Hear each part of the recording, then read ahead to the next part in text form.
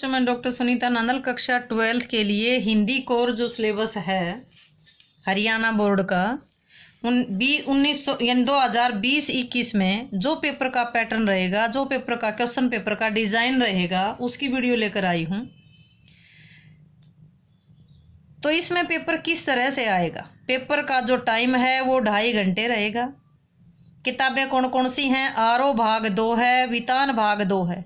आरो भाग 2 में हमारा गद्य भाग भी है और पद्य भाग भी है। वितान भाग 2 है, वो भी इनकी 2 किताबें हैं, आरो भाग 2 और वितान भाग 2। एक अभिव्यक्ति और माध्यम है, वो अलग है, व्याकरण अलग है। अब इसमें देखते हैं कि कितने नंबर का कितने नंबर के कितने प्रश्न आएंगे। ये देखो एब्रीवेशन दी गई है KCEA। के का मतलब है knowledge of element of language, यानी कि भाषाई तत्वों का ज्ञान कितना है। सी का मतलब कंप्रीहेंसिव, यानी कि बोध ग्रहण संबंधी प्रश्न है। ई का मतलब है एक्सप्रेशन, यानी कि विचार संबंधी। और ए का मतलब है अप्रिसिएशन, यानी कि सराहना संबंधी जो प्रश्न है। जो 50% हैं वो 40 नंबर के आएंगे। ये जो यानी भाषाई तत्वों का जो ज्ञान है वो 40 नंबर के आएंगे। कंप्रीहेंसिव आएंगे वो 24 नंबर के आएंगे। एक्सप्रेशन यानी कि विचार अभिव्यक्ति वाले वो 16 नंबर के आएंगे। और सराहना संबंधी जो क्वेश्चन है वो आपके नहीं आएंगे। अब कितने क्वेश्चन आएंगे? देखो 5 नंबर के 2 प्रश्न होंगे, ऐसे टाइप होंगे। 5 नंबर के 2 प्रश्न होंगे। उसमें कौन कौन से आएंगे? पहले ये देखते हैं कि एक एक नंबर के 40 आएंगे। एक एक नंबर के 40 आएंगे, 2 नंबर के 7 आएंगे, 4 नंबर के 4 आएंगे। 1 के 40, 2 के 7, 4 के 4, 5 के 2। ये किस किस में से आएंगे ये देखेंगे। देखो 5 के जो 2 हैं वो 10 नंबर के होंगे। 10 और 16 26 और 4 30 और 10 40 और एक के 40 होंगे। 40 80 नंबर का होगा। अब देखते हैं कि 5 नंबर के जो क्वेश्चन हैं, पहले एक एक के 40 किस में से आएंगे? एक बहुविकल्पिक प्रश्न आएंगे, एक एक नंबर के 13। आरो भाग का जो पद्य होगा, कविता होगी, उसमें से एक एक के 13 आएंगे, 13 नंबर के। उसके बाद एक एक के 13 आएंगे गद्य भाग में से, जिसमें ऑप्शन वाले होंगे। कविता में से भी 13 नंबर के और पाठ में से भी 13 नंबर के, यानी कि 26 नंबर के। उसके बाद एक एक के 4 आएंगे अभिव्यक्ति और माध्यम के। एक एक के 4 आएंगे अभिव्यक्ति और माध्यम के, 4 नंबर के होंगे। 13 और 13 26 और 4 30। अब ग्रामर में से, व्याकरण में से आएंगे एक एक नंबर के 10 क्वेश्चन आएंगे। 30 और 10 40। तो एक एक के 40 किस में से आए? 13 नंबर तो ऑप्शन वाले कविता में से होंगे, 13 नंबर के होंगे पाठ में से, गद्यांश में से, गद्य भाग में से होंगे। और एक एक के 4 होंगे अभिव्यक्ति और माध्यम में से होंगे, ये भी ऑप्शन वाले होंगे। और बहुविकल्पीय प्रश्न ऑप्शन वाले, ये भी ग्रामर में से होंगे, व्याकरण में से होंगे। एक एक के 10 होंगे। 13 और 13 26 और 4 30 और 10 40, एक एक के 40 होंगे। अब ये क्या कहता है? दो के कितने होंगे? 2 के 7 होंगे। 2 के 7 होंगे। 2 के 7 कहाँ से आएंगे? 2 नंबर का एक तो पद्य भाग में से एक क्वेश्चन होगा, 2 नंबर का। 2 नंबर का एक गद्य भाग में से प्रश्न होगा। 2 क्वेश्चन होंगे, एक गद्य में से, एक पद्य में से, एक कविता में से, एक पाठों में से। एक वितान के होंगे 2 नंबर के 5, यानी कि 5, एक ये 6 और ये 7।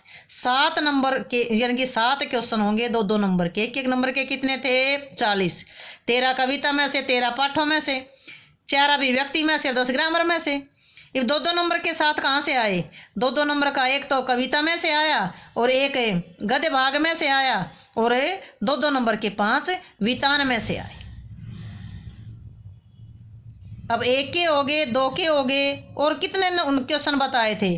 अब 4 नंबर के 4 क्वेश्चन है। ये कहता 4 नंबर के 4 क्वेश्चन और आएंगे। अब 4 नंबर का एक क्वेश्चन तो आएगा कवि परिचय। 4 नंबर का एक आएगा गद्य भाग में से प्रश्न आएगा।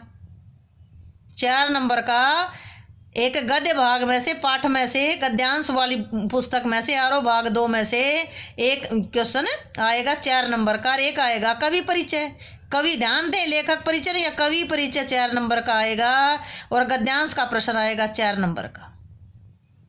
और 4 नंबर की एक आरो भाग जो गद्य की व्याख्या है वो 4 नंबर की आएगी। एक पद की व्याख्या है, एक कविता की व्याख्या 4 नंबर की आएगी, एक गद्य की व्याख्या 4 नंबर की आएगी। एक कविता में से क्या आया, एक तो आ गया लेखक पर कवि परिचय और एक आ गई व्याख्या। गद्यांश में से क्या आया, एक 4 नंबर की व्याख्या आई, एक 4 नंबर का प्रश्न आया, यानी कि 4 4 के 4। एक के कितने थे, एक के थे 40। 13 कविता में से, 13 पाठों में से, 4 अभिव्यक्ति के, 10 ग्रामर के। 2 के कितने थे 7।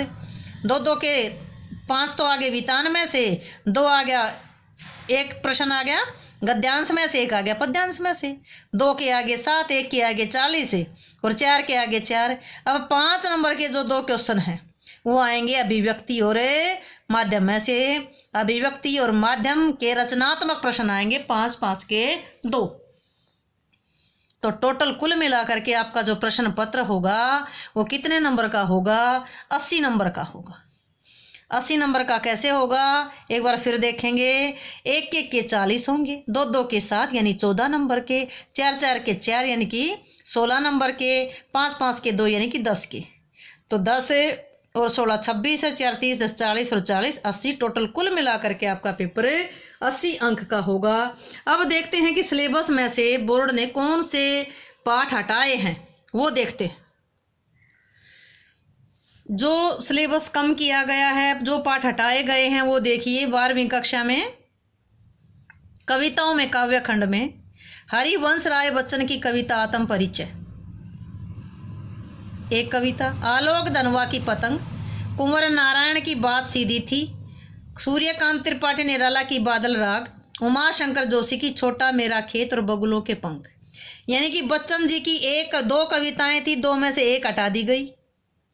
इसी तरह कुंवर नारायण की 2 कविता थी, कविता के बहाने बात सीधी थी, 1 हटा दी, 1 छोड़ दिए। कुल मिलाकर के 5 कवि हटा दिए गए हैं। 5 कवियों की 6 कविताएं कम कर दी गई हैं और 6 कवियों की 6 कविता बाकी हैं। इसी तरह गद्य भाग में 8 पाठ थे, इसमें से ये विष्णु खरे जो लेखक उसका पाठ है, चार्ली चैपलिन यानी हम सब। आचार्य हजारी प्रसाद द्विवेदी का है शिरीष के फूल। ये चैप्टर सिलेबस में से हटा दिए गए हैं, 6 चैप्टर बाकी बचते हैं। अभिव्यक्ति और जो माध्यम है उसमें से 7 थे चैप्टर इसके टोटल, उसमें से 3 हटा दिए गए, 4 बचते। कैसे बनती है कविता, नाटक लिखने का व्याकरण, कैसे लिखे कहानी, ये चैप्टर हटा दिए गए हैं। उम्मीद है कि ये वीडियो आपके लिए लाभदायक रहेगी, आपको ये सारे डाउट्स क्लियर हुए होंगे। अगर ये वीडियो आपको अच्छे से समझ आई हो, डाउट क्लियर हुए हों तो वीडियो को लाइक करें, शेयर करें, चैनल को सब्सक्राइब करना ना भूलें।